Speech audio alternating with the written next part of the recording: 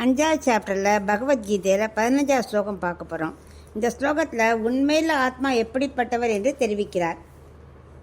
அப்போ ஸ்லோகம் என்னன்னு பார்க்கலாம். ந ஆததே கஸ்யசித் பாபம் ந சைவ சுக்ருதம் விபுஹு அஜ்ஞானேனாவ்ருதம் ஞானம் தேன முஹ்யந்தி ஜந்தவக. இப்போ இதுக்குள்ள அர்த்தம் பார்க்கலாம். விபுஹு பல இடங்களில் பரவக்கூடிய ஜீவன். இங்கே ஜீவன்கிறது ஆத்மா. கஸ்யசித் பாபம் தனக்கு வேண்டியவனாக நினைக்கப்படும் புத்திரன் முதலான எவனுடைய துக்கத்தையும் ந ஏவ ஆதத்தே போக்கடிக்கப்படுவதே இல்லை. கஸ்யசித் சுகிருதம்ஸ்ச தனக்கு வேண்டாதவனாக நினைக்கப்படும் சத்ரு முதலானவர்களுடைய சுகத்தையும் ந ஏவ ஆதத்தே ஆத்மாவால் போக்கடிக்கப்படுவது இல்லை. ஞானம் இவனுடைய அறிவு அஜ்ஞானேன இவ்வறிவுக்கு விரோதியான முன் செய்த வினைகளால் ஆவிருத்தம் மறைக்கப்பட்டுள்ளது. ஜந்தவக தேவர்கள் முதலான சரீரங்களில் இருக்கும் ஜீவர்கள் தேன முன் செய்த வினைகளாலே முஹ்யந்தி தேக ஆத்ம மயக்கம்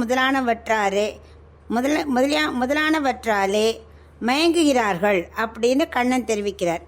இயற்கையில் ஆத்மா எப்படிப்பட்டவன், அவனுக்கு வாசனை எப்படி ஏற்படுகிறது, அந்த வாசனையாலே அவனுக்கு என்ன நேரிடுகிறது என்பதை இந்த ஸ்லோகத்தில் பகவான் தெரிவிக்கிறார். போன ஸ்லோகத்தில் என்ன சொன்னார்? அந்தந்த பிறவியை எடுத்துக்கொள்ளும் போது அந்தந்த பிறவிக்கேற்ப என்னென்ன முயற்சிகளை செய்கிறார்களோ அந்தந்த முயற்சியையும் ஆத்மா இயற்கையாக செய்வது இல்லை. அந்த உடல் செய்யும் எந்த செயலையும் ஆத்மா இயற்கையாக செய்வதில்லை. அதனால் வரும் பலன்களையும் ஆத்மா அனுபவிப்பதில்லை. அனாதிகால வாசனையால் தான் அவை செய்கின்றன. மற்றபடி ஆத்மா இதற்கு காரணம் இல்லை அப்படின்னு பார்த்தோம் இல்லையா? இந்த ஸ்லோகத்தில் கொஞ்சம் மாற்றி சொல்கிறார். நாம் ஏன் இந்த உலகத்தில் முயற்சி செய்கிறோம்? எனக்கு வேண்டியவர்களோட சிலர் இருப்பா இல்லையா, அவரோட துக்கத்தை போக்க வேண்டும், வேண்டாதவர்களோட சிலரோட இன்பத்தை போக்க வேண்டும் நமக்கு தோன்றது இல்லையா? ஏன்னா நமக்கு பிடிக்காத சந்தோஷமாக இருந்தால் நமக்கு பிடிக்காது, பிடிச்சவா கஷ்டப்பட்டால் நமக்கு பிடிக்காது இல்லை. பொதுவாக அது சுபாவம். அது அப்படி தான் ஆசைப்படுறோம்.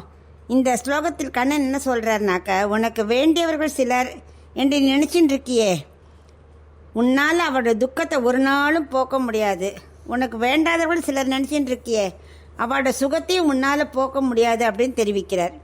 அதான் முதல் லைன் என்னன்னாக்க, ந ஆததே கஸ்யசித் பாபம் ந சைவ சுக்ருதம் விபுஹு. இங்கே விபுஹு அப்படிங்கிறார். விபுன்னா பகவானை தானே குறிக்கும். பகவான் தான் எல்லா இடத்துலையும் வியாபித்திருக்கார், உள்ளும் புறமும் வியாபித்திருக்கார் இல்லையா? ஆனால் இங்கே ஆத்மா பொதுவாக எப்படி, ஆத்மாங்கிறது நுண்ணிய வடிவமானது. ஆனாலும் எல்லா இடங்களும் செல்லக்கூடியவர்னு அர்த்தம். விபுன்னா எல்லா இடம் பறந்து இருக்காது, பட் எல்லா இடத்துக்கும் போக முடியும். இந்த உடல்லேருந்து அடுத்த உடல், அடுத்த உடல் அடுத்ததுக்கு இப்படி போக முடியும். அதனால தான் ஆத்மாவை இங்கே விபுன்னு குறிக்கிறார். இதற்கு என்ன பொருள்? வெவ்வேறு உடல்களை மாற்றிக்கொண்டே இருக்கக்கூடியதான் ஆத்மா. அதாவது இந்த ஜென்மாவில் மனித உடல் கூட இருக்குன்னு வச்சுக்கோ, அடுத்த ஜென்மாவில் முடிஞ்ச உடனே ஆத்மா வெளியேறும் இல்லையா? அப்போ அந்த இதுக்குள்ள பாவ புண்ணியத்துக்கேப்ப வேறொரு உடலை எடுத்துக்கொள்கிறது. அதனால விபுங்கிறார். அப்படி செல்லக்கூடியதுன்னு அர்த்தம். ஒரு உடலுக்குள் இருக்கும் வரை, அந்த உறவில் இருக்கிற வரை அவளுடைய துக்கத்தையோ இன்பத்தையோ போக்க முடியும். இப்போது நமக்கு அம்மா அப்பா அக்கா தங்கையெல்லாம் இருப்பா, அவளுக்கு ஏற்பட்ட துக்கத்தை நம்ம இந்த ஜென்மாவில் போக்க ட்ரை பண்ணுவோம்.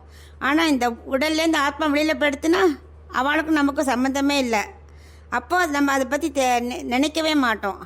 அதே மாதிரி நம்ம இருக்கோம், அவள் யாராவது ஒருத்தர் போயிட்டானா அவளோட துக்கத்தை நம்மளால் போக்க முடியுமா? முடியாது. எல்லாம் அந்த உறவு இருக்கும், இந்த உடலில் இருக்கும் வரைக்கும் தான் அந்த ஆத்மா அந்த உறவு தொடர்பு இருக்கும். அது முடிஞ்சதுன்னா தொடர்பு விட்டு போயிடும். அதனால் எதுவுமே நிரந்தரம் இல்லை அப்படின்னு கண்ணன் தெரிவிக்கிறார். அதனால் நான் என்ன செய்கிறேன் என்ற எண்ணாதே, இதுவே கர்த்திருத்த புத்தி தியாகம் அப்படிங்கிறார். நான் தான் செய்கிறேன் நீ நினைக்காத அப்படிங்கிறார். இந்த வாசனை எப்படி வந்தது என்பதை 2வது லைனில் சொல்கிறார். அஜ்ஞானேனாவ்ருதம் ஞானம் தேன முஹ்யந்தி ஜந்தவக. நம்ம கர்மங்கள் இருக்குல்லையா, பாவ புண்ணியங்கள், அதெல்லாம் அதனால அது என்ன பண்ணுறது, ஞானத்தை மூடி இருக்குது. ஆத்மா நல்ல ஞானம் உள்ளது தான், பட் அந்த ஞானத்தை நம்ம செஞ்ச பாவ புண்ணியங்கள் அப்படியே மூடிடுறது. அதுதான் அஜ்ஞானம். அதனால் என்ன பண்ண ஜீவராசிகள் மோகமடைகிறார்கள். மோகம்னா மயக்கமடைகிறார்கள். இந்த மயக்கத்தால் அதற்கு தகுந்த செயல்களை செய்கிறார்கள். மயக்கம் வந்துடுத்து இல்லையா? அப்போ அவளுக்கு என்ன தோன்றதோ அதை செய்கிறா. இந்த செயல்களால் தான் வாசனை ஏற்படுகிறது. அந்த வாசனை அடுத்தடுத்த பிறவியில் தொடர்கிறது. இப்போ இந்த பிறவியில் நம்ம செஞ்சுருக்கோம், அடுத்த பிறவி ஆத்மா வெளியில் போனால் வேறொரு உடல் இருக்குல்லையே, அங்கே உள்ள பாவ புண்ணியத்தை ஏற்ற மாதிரி அங்கே செயல்படுறது. இப்படி சொல்லிட்டுட்டே இருக்கும். ஆனால் இயற்கையில் ஆத்மா எந்த செயலும் செய்ய தேவையே இல்லை, உடலின் தாக்குதலால் தான் செய்யப்படுகிறது அப்படின்னு நம்ம நல்லா புரிஞ்சுக்கணும். ஆத்மாவுக்கு எதுவுமே கிடையாது, அது இயற்கையானது. ஆனால் உடலுக்குள்ளே போயாச்சுன்னா அதோட தாக்குதல்னால அந்தந்த உடலுக்கு ஏற்ப உள்ள செயல்களை செய்ய தொடங்கிறது. அதனால் நான் இதை செய்கிறேன்னு நினைக்காத, இது அகிருத்தத்துவ அனுசந்தானம்னு பேர். அப்புறம் அடுத்த ஸ்லோகத்தில் என்ன சொல்லாருன்னா, அதுலேருந்து இப்படி கர்மங்களால் மூடப்பட்டிருக்கும் ஆத்மா இதிலிருந்து விலகி நன்றாக ஒளி வீச என்ன வழி அப்படின்னு சொல்கிறார். அதை நம்ம அடுத்த ஸ்லோகத்தில் பார்க்கலாம்.